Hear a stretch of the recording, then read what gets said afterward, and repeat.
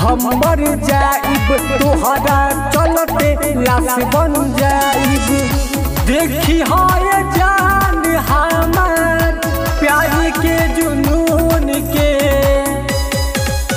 मौत फिक्स बाटे हमारा खून के लाश उठ जाई जान 2 जून के मौत फिक्स बाटे हमारा खून के लाश उठ जाई जान 2 जून के।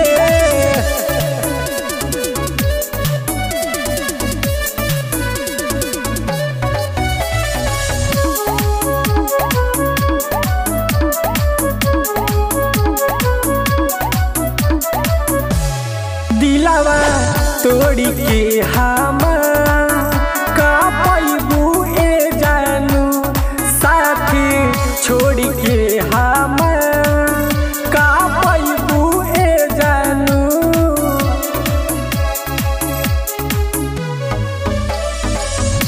तोड़ी के दिल हम फील नहीं भइल हो साफ माना कह दिहलू की प्यार नहीं भइल हो।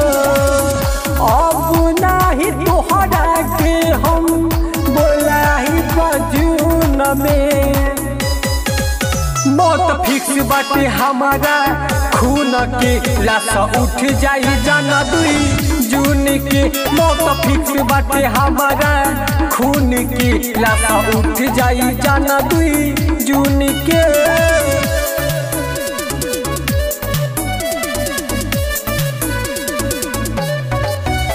शमशाद फिल्म्स पर जय।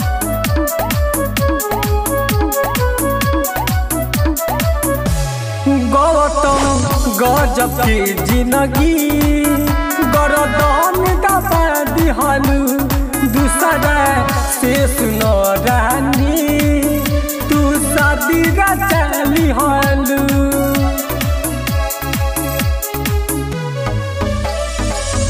मुन्ना मतलबी कैसे दर्द के सही हो रीते सब बबुआ खास तोहरा होई हो। हम नहीं जननी मरबू अपना जुनून से मौत फिक्स बाटे हमारा खून के लाश उठ जाई जान 2 जून के मौत फिक्स बाटे हमारा खून के लाश उठ जाई जान 2 जून के। शमशाद रिकॉर्डिंग स्टूडियो मेघवल मठिया।